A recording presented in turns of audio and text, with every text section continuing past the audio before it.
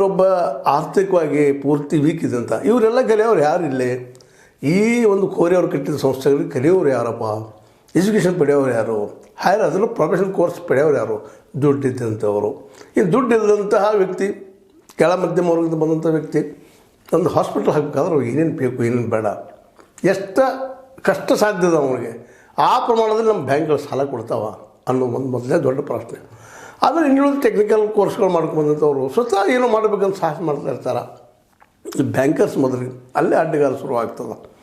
ಓಡಾಡ್ಸೋರು ಕಲಿ ಮುಂದಿನ ಥರ ತೊಂದರೆ ರೀ, ಸಾಲ ಸೋಲ ಮಾಡಿ ಕಲಿಯೋದು ಬಡ ಮಕ್ಕಳು ಕಲಿಯೋದು ಏನೋ ಪ್ರತಿಭಾವಂತರು ಇರ್ತಾರೆ ಅಂತಲ್ಲ, ಎಲ್ಲರಿಗೂ ಕನಸುಗಳಿರ್ತಾವೆ. ಎಲ್ಲರೂ ಡಾಕ್ಟರ್ ಆಗಬೇಕು, ಇಂಜಿನಿಯರ್ ಆಗಬೇಕು, ಮತ್ತೇನು ಆಗಬೇಕು, ಸಂಸ್ಥೆ ಕಟ್ಟಬೇಕು, ನಾವೊಬ್ಬ ಕಂಪ್ನಿ ಓನರ್ ಆಗಬೇಕು, ನಾನೊಬ್ಬ ಅದಾನಿ ಆಗಬೇಕು, ಅಂಬಾನಿ ಆಗಬೇಕು, ಯಾರಿಗಿಲ್ಲ ನಾನೊಬ್ಬ ಕೋರೆ ಆಗಬೇಕು.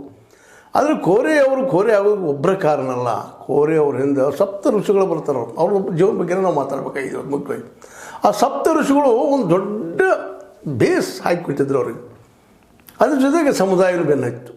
ಆಮೇಲೆ ಕೋರೆಯವರಾದರು. ಈ ಕೋರೆಯವ್ರು ಹೇಳ್ಬೋದು ಆ ಮಾತನ್ನು, ನಾನು ಸಮುದಾಯ ನೆಪಿಸಿದ್ದೀನಿ ನೋವು ಮಾತಾಡ್ಬೋದು. ಆದರೆ ಸಪ್ತ ಋಷಿಗಳು ಕಟ್ಟಿದಂಥ ಕೇಳಿ ಅದು ಅಸಾಮಾನ್ಯ ಆಗಿತ್ತು. 7 ಜನ ತಮ್ಮ ಇಡೀ ಜೀವನವನ್ನು ಅದ್ರ ಕಳೆದ ಲೋವರ್ ಮಿಡಲ್ ಕ್ಲಾಸ್ ಮೇಲೆ ಬಂದಂಥವ್ರು ಬುದ್ಧಿವಂತರು ಎಲ್ಲರೂ ಕಟ್ಟರು 7 ಜನ.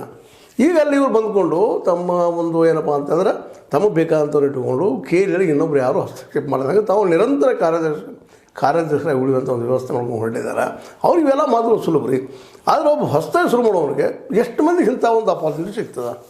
ಯಾಕಂದ್ರೆ ಹೇಳಿದೆ ನಿಮಗೆ, ಇಲ್ಲಿ 90% ಜನ ಮೊದಲು ಕಲಿಯೋಕೆ ಸಾಧ್ಯ ಇಲ್ಲ. ಅವರು PUC ತಲೆ ಕಲಿಯೋದು ಸಾಧ್ಯ ಇಲ್ಲ ಮಕ್ಕಳಿಗೆ. ಯಾಕಂದ್ರೆ PUC ಸೈನ್ಸ್ ಕಲಿಬೇಕಾದ್ರೆ ಎಷ್ಟು ಖರ್ಚು ಬರ್ತದೆ ರೀ, ಯಾವ ರೀತಿ ಖರ್ಚು ಬರ್ತದೆ ಆ ಕಲಿಯೋ ಮಕ್ಕಳಿಗೆ ಗೊತ್ತು, ಕಲಿಸೋ ತಂದೆ ತಾಯಿ ಗೊತ್ತು. ಅದರಲ್ಲಿ ಇವತ್ತು ಕಾಸ್ಟ್ಲಿ ಎಲ್ಲ ಪ್ರೈವೇಟೈಸೇಷನ್. ಈ ಕನ್ನಡ ಸರಿಯಾಗಿ ಗೌರ್ಮೆಂಟ್ ಸ್ಕೂಲ್ದಾಗ ಕಲ್ತವ್ರು ಆಗಿದ್ದಾರಂತ ನಮ್ಮ ಇವ್ರ ಬಗ್ಗೆ ಕೊಟ್ಟರು, ಅರವಿಂದ್ ಮೆಳ್ಳಿಕೇರಿ ಅವ್ರಿಗೆ. ಮೆಳ್ಳಿಕೇರಿ ಅವ್ರು ಸಪೋಸ್ ಇವತ್ತು ಹುಟ್ಟಿದ್ರಪ್ಪ ಅಂತಂದ್ರೆ, ಬಡತನ ಕುಟುಂಬದಲ್ಲಿ ಹುಟ್ಟಿದ್ರಂದ್ರೆ ಅವ್ರಿಗೆ ಇದು ಅಸಾಧ್ಯ ಆಗ್ತಿತ್ತೇನೋ ಅಂತ ಅನಿಸ್ತದೆ. ಹೌದು, ಸಾಹಸಿಗರಿದ್ದಾರೆ, ಸಾಹಸ ಮೆಚ್ಚು ನಾವು. ಆದರೆ ಇಲ್ಲಿ ವ್ಯವಸ್ಥೆ ಹೆಂಗದಪ್ಪ ಅಂತಂದ್ರೆ ಕೇವಲ 10% ಬೇಸಿಕ್ ಏನಾದರೂ ಇರಬೇಕು ಅವ್ರಿಗೆ. ಒಬ್ಬ ಗಾಡ್ ಫಾದರ್ ಬೇಕು, ಅಂಥವ್ರು ಏನೋ ಸಾಧ್ಯ ಮಾಡೋಕ್ಕೆ ಸಾಧ್ಯದ. ಮತ್ತು ಅವ್ರನ್ನ ಹಂಬಲೂ ಬೇಕು, ಆ ಮತ್ತು ಬೇರೆ ಛಲನೂ ಬೇಕು. ಛಲ ಬೇಕು ಶರಣಂಗೆ ಅನ್ನುವಂಗೆ ಆ ಛಲ ಇರಬೇಕು. ನಾವು ಮಾಡಿ ತೋರಿಸ್ತಾ ನೋಡೋದು ಅದು ಎಲ್ಲರಲ್ಲೂ ಬರೋದಿಲ್ಲ, ಭಾಳ ಕಷ್ಟ. ಎಷ್ಟೋ ಮಕ್ಕಳು ನಮಗೇನು ಮಾಡಿದ್ರೆ ಅವೆಲ್ಲ ಸಾಧ್ಯ ಆಗೋದಿಲ್ಲ ಅಂತೇಳಿ ವಿದೇಶ ಹೋಗ್ತಾ ಇದ್ದಾರೆ ರೀ. ಇಲ್ಲಿ ಕಲಿತ ಮಾಡಿ, ಯಾಕಂದ್ರೆ ವಾತಾವರಣ ಇಲ್ಲಿಲ್ಲೇ ಒಂದು ಏನೋ ಇಂಡಸ್ಟ್ರಿ ಮಾಡ್ತಾನೋ ಮತ್ತೇನು ಮಾಡ್ತಾನೋ ಕಾಂಪಿಟೇಷನ್ ಸ್ಟಾರ್ಟ್. ಅದಕ್ಕೆ ಅನುಕೂಲವಾಗಿ ನಮ್ಮ ಮಾರ್ಕೆಟ್ ಇಲ್ಲ.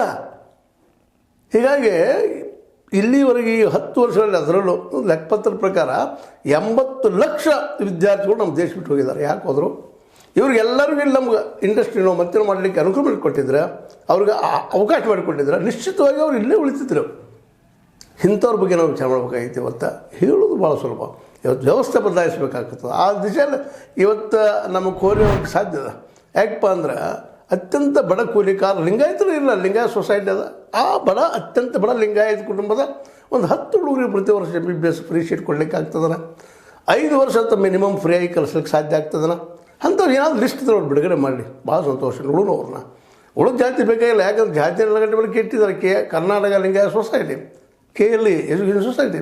ಆದರೆ ನಾವು ಇವಾಗ ಕೇಳೋದಿಲ್ಲಪ್ಪ ಯಾರಿಗೆ. ಇವತ್ತು ದವಾಖಾನೆಯಲ್ಲಿ ಅವರು KLE ದವಾಖಾನೆಯಲ್ಲಿ ನೀವೇನೋ ಪಡಿಬೇಕಾಗಿದ್ದರು, ಇವತ್ತೊಂದು ಸ್ವತಃ ಒಬ್ಬ ಬಡ